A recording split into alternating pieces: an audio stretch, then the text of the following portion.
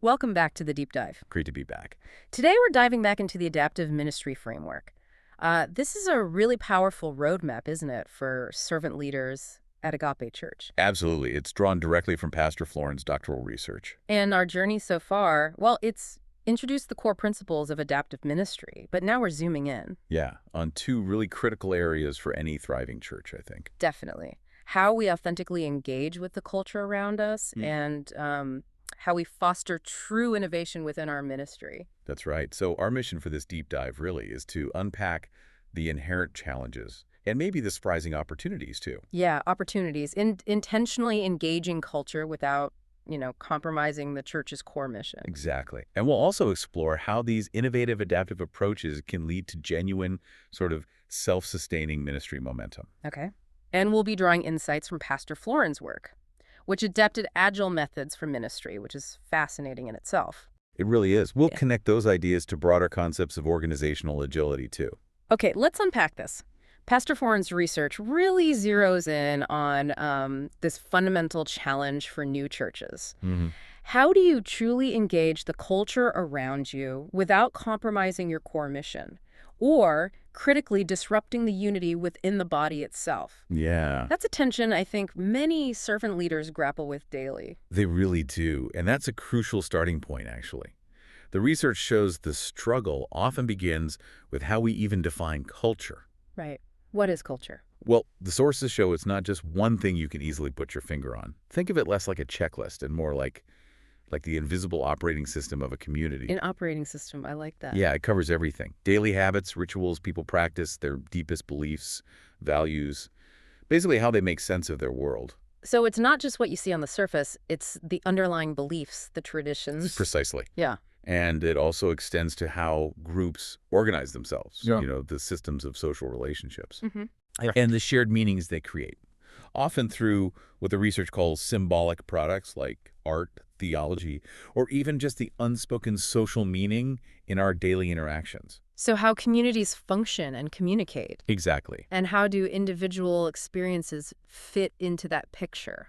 Because that seems pretty complex. It is. And that's where psychology offers a really compelling view, particularly this thing called the dynamic constructivist approach. Okay, what's that? It basically sees culture as a fluid process that creates meaning. So individual cultural responses aren't static. They change dynamically depending on the social context, the specific situation. Ah, okay. So my cultural response at a work meeting might be different from my response in, say, a church small group, even within the same society. Exactly. You've got it. Yeah. Even if you're operating within the same overarching societal culture. That makes a lot of sense. So culture is less like a rigid set of rules and more like a constantly flowing, multi-layered reality. Yeah, that's a good way to put it. And I know the research also brings in the idea of power dynamics, right? It does, yeah. Cultural studies really brings this fluidity and complexity home.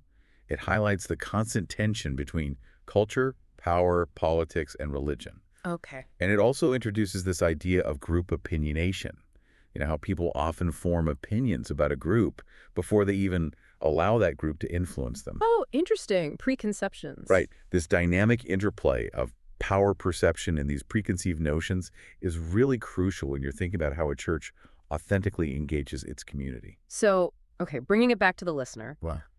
What does this all mean for you as a servant leader? Well, It means recognizing that we, as followers of Jesus, we're constantly living in this cultural tension, aren't we? Belonging to God's heavenly kingdom, but also belonging to multiple earthly kingdoms. that's the core of it. We're called to be in the world, but not of it.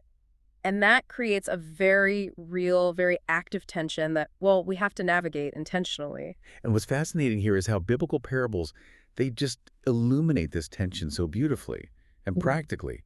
They offer such timeless wisdom. Like which ones? Well, consider the parable of the wheat and the weeds. Matthew 13. Jesus reveals that authentic disciples will experience negative effects from those who falsely claim to be disciples of Jesus. Like that poisonous tare plant, It looks identical to wheat in its early stages. These elements are incredibly difficult to distinguish. Right. And they can negatively affect the people of God right there within the church community itself. So it's a powerful reminder that not all challenges to unity or mission come from outside the church walls. Exactly. It demands vigilance, discernment. That parable always hits home for me, speaks to the reality of mixed motives, hidden issues, even in our own It fellowships. does. And then there's the parable of the 10 virgins, Matthew 25. Ah, yes, the oil. Right. This parable introduces 4 different pairs of opposites that create tension.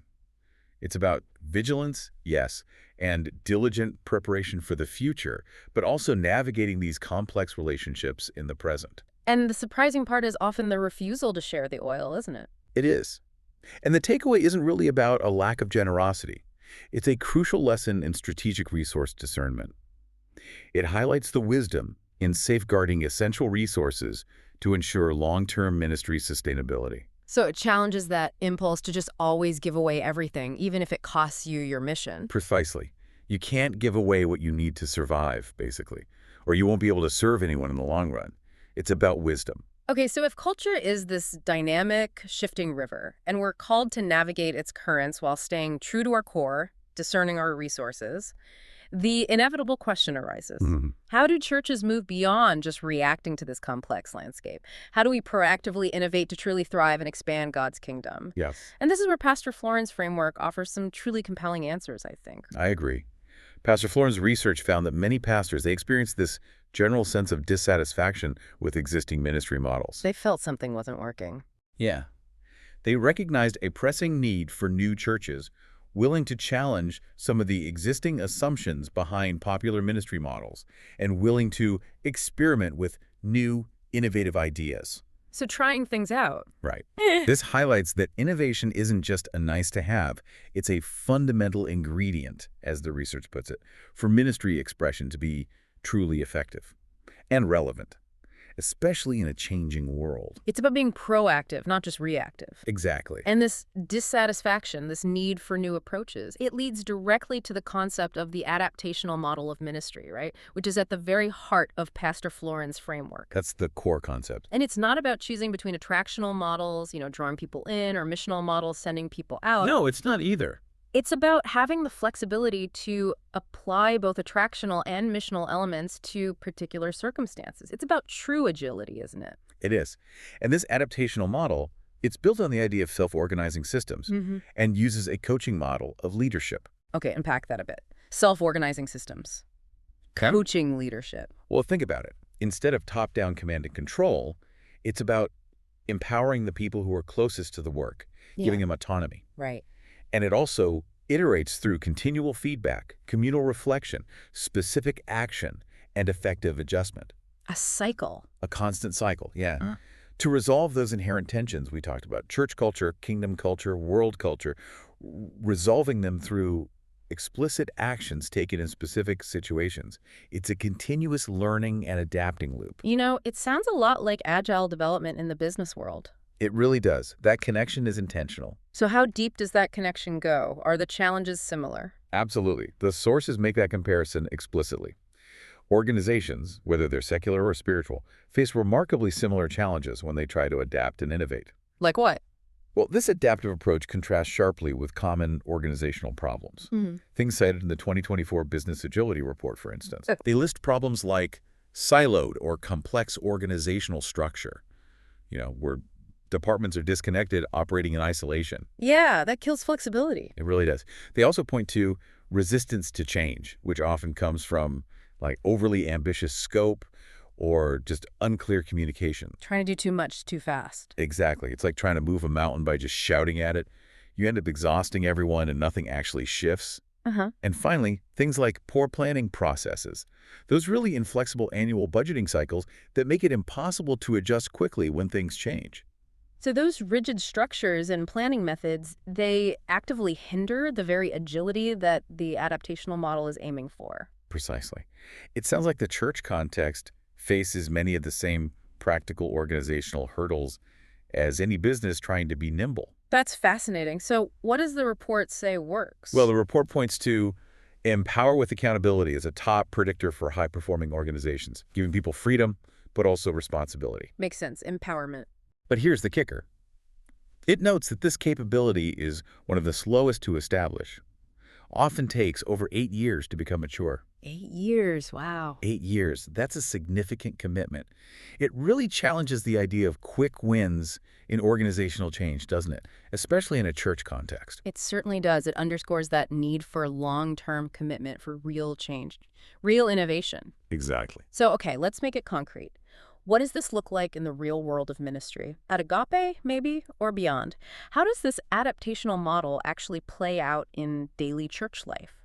Theory to practice. Right. Well, one practical example from Pastor Florin's research is the introduction of mid-sized groups. Mid-sized groups, not small groups. Kind of in between, functioning more like extended families within the church. Hmm. These groups go beyond just the big worship gathering or the typical small group Bible study. How so? They're designed to actively take care of one another, to really encourage discipleship, fostering deeper connections, a more organic sense of community. That sounds like a powerful way to build community and discipleship organically, moving beyond just programming events. It is.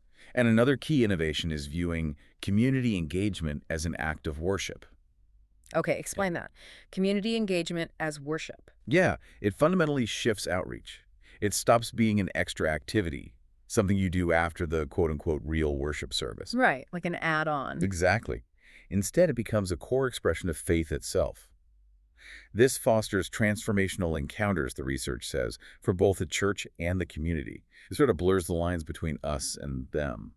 So outreach becomes an integral part of spiritual life, not just a task. Precisely. It's not just going out and doing good, Yeah. but seeing it as a direct spiritual expression of devotion to God. That reframes so much. It really does. And the adaptational model, it also encourages church leaders to function as coaches. Coaches, not managers. Right. Enabling self-organizing teams. Yeah. Rather than relying on those traditional command and control structures we talked about. This aligns directly with the principles of self-organizing systems. They're energized by information and meaning-making. They allow freedom to act and decide. So when you empower people, give them autonomy within boundaries. They become energized. They become more effective. Yeah. And that leads to a much more vibrant and innovative ministry overall. This whole concept of unstoppable growth, it really seems to bring it all together, doesn't it? The idea that small adaptive actions can lead to something much bigger. It truly does. It's seen so profoundly in the parable of the mustard seed, Matthew 13 again, The tiny seed. the tiniest seed. And it grows into this plant far beyond its expected size, offering comfort and healing to many people. Wow. This organic adaptive growth, where these small beginnings lead to unexpected widespread impact, that's a hallmark of the kingdom. And it can truly flourish within these self-organizing systems that embrace continuous adaptation. This deep dive has really powerfully highlighted that intentional cultural engagement and fostering true innovation, they aren't just strategic choices, are they? No, not at all. They're vital components for the health and the expansion of God's kingdom. It's about understanding the complex world around us, being flexible, being agile in our approaches, and really empowering people to lead.